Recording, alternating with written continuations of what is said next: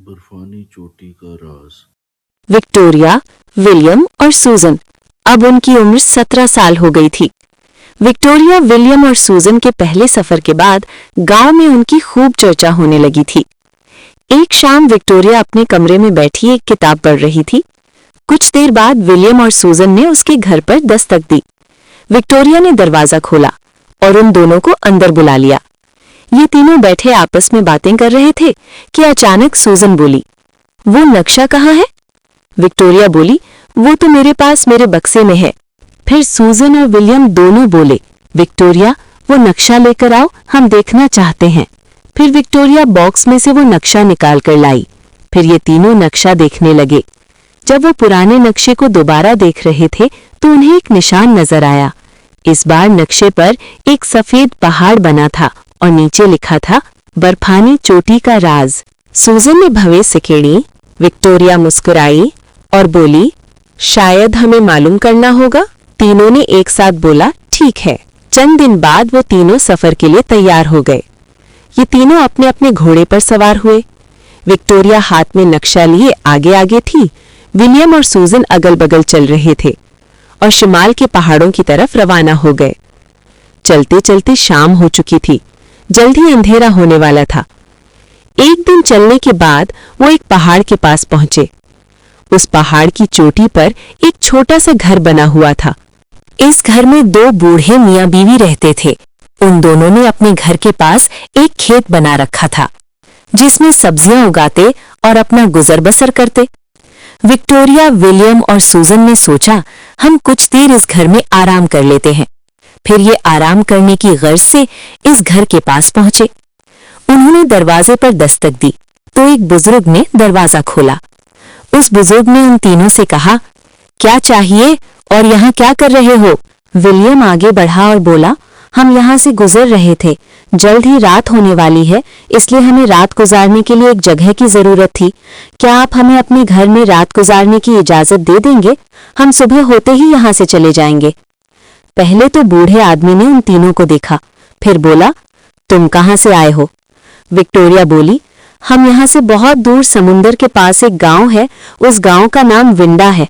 बूढ़ा आदमी मुस्कुराया और उन्हें अपने घर के अंदर बुला लिया। फिर ये तीनों उस बूढ़े आदमी के घर में चले गए। फिर इन सब ने बैठकर खाना खाया।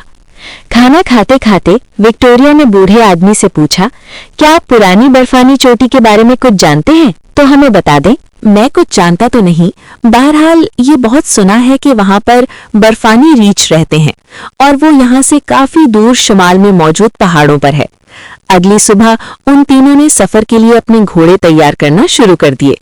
बूढ़ा आदमी भी उनके पीछे आ गया और बूढ़ा आदमी बोला, अपना ख्याल रखना, क्योंकि मैंने सुना है इस पहाड़ की बर्फानी चोटी पर सिर्फ चंद लोग ही जा पाए हैं और उनमें से 2 या 3 ही बचकर वापस आए हैं। फिर इन तीनों ने उस बूढ़े आदमी का शुक्रिया अदा किया और अलविदा कहा। फिर उन्होंने सफर शुरू कर दिया।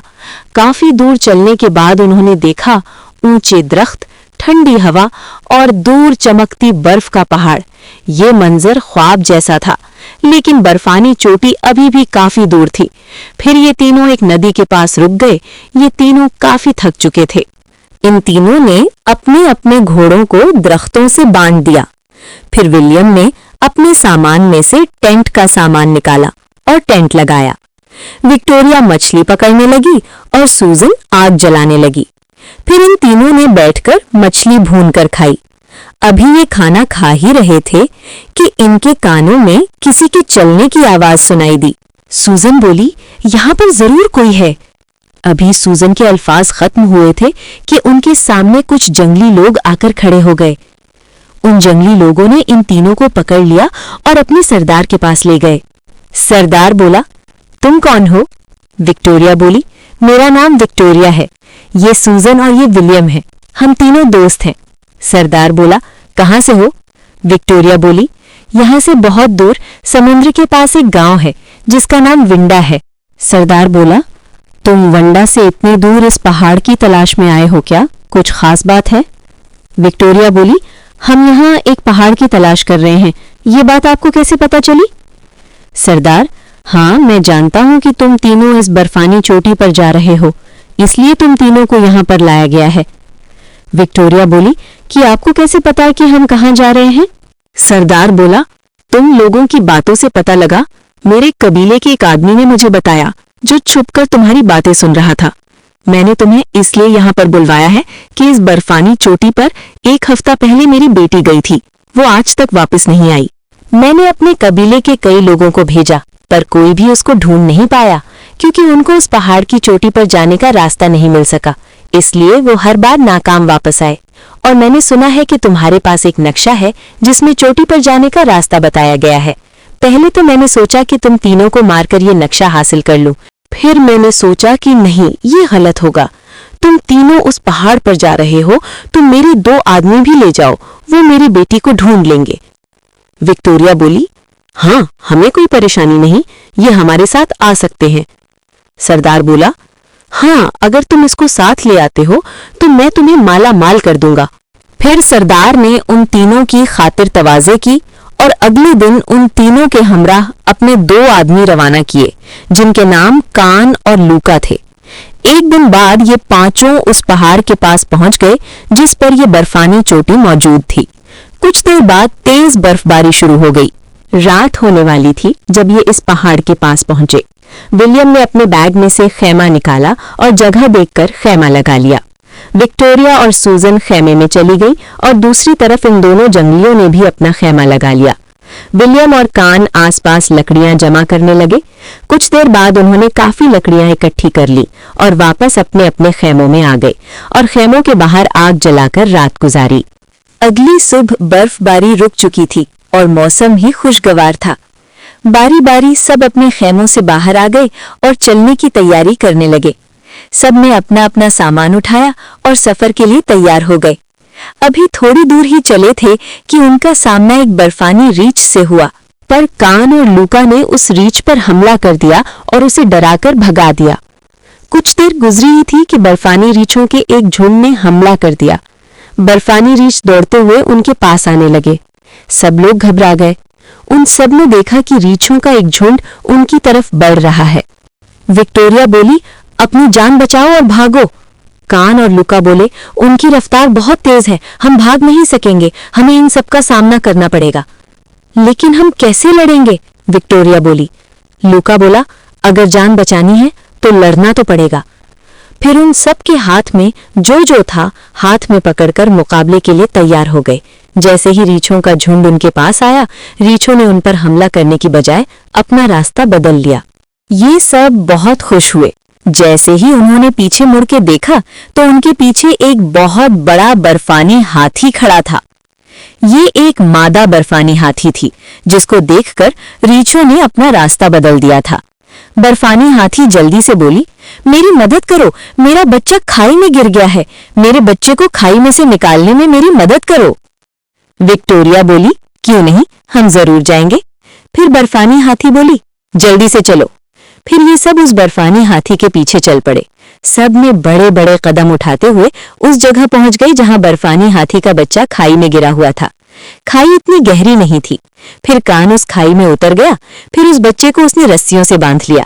लूका और विलियम ने वो रस्सी का दूसरा हिस्सा उस बड़े बर्फानी हाथी पर बांध दिया और बर्फानी हाथी को चलने का बोला, जिससे बर्फानी हाथी का बच्चा बाहर आ गया। बर्फानी हाथी ने उन सब का शुक्रिया अदा किया और विक्टोरिया को एक अंगूठी दी, जिसको पहनते ही छिपी हुई चीजें जाहिर हो जाती थी, और उन सबको अलविदा कहा। उन पांचों ने नक्शे के मुताबिक चढ़ाई शुरू कर दी। इस पहाड़ पर चढ़ना काफी मुश्किल था। बर्फ इतनी ज्यादा थी कि उन्हें रास्ता नहीं मिल रहा था। कुछ देर चढ़ाई चढ़ने के बाद लूका थककर बैठ गया। शायद हमें वापस जाना चाहिए। ये लोग काफी ऊंचाई पर आ चुके थे। विक्टोरिया बोली, नहीं, हमें हिम्मत नहीं हारनी चाहिए, हम आगे बढ़ेंगे। फिर ये सब पहाड़ पर चढ़ने लगे। लूका भी बोझल कदमों के साथ आगे बढ़ता रहा। कुछ दूर गए ही थे कि लूका का पांव फिसला और वो गिर गया, पर उसने अपने आप को संभाल लिया। विक्टोरिया ने नक्शा देखा और बोली, बस हम पहुंचने ही वाले हैं। कुछ चढ़ाई चढ़ते ही ये पहाड़ की चोटी पर पहुंच गए। पहाड़ पर चढ़कर इन्हें कुछ सुकून मिला। मौसम साफ था और हल्की सी धूप निकली हुई थी। फिर इन सब ने यहाँ पर कुछ देर आराम करने का सोचा। फिर ये सब वहीं पे कुछ देर बैठ गए।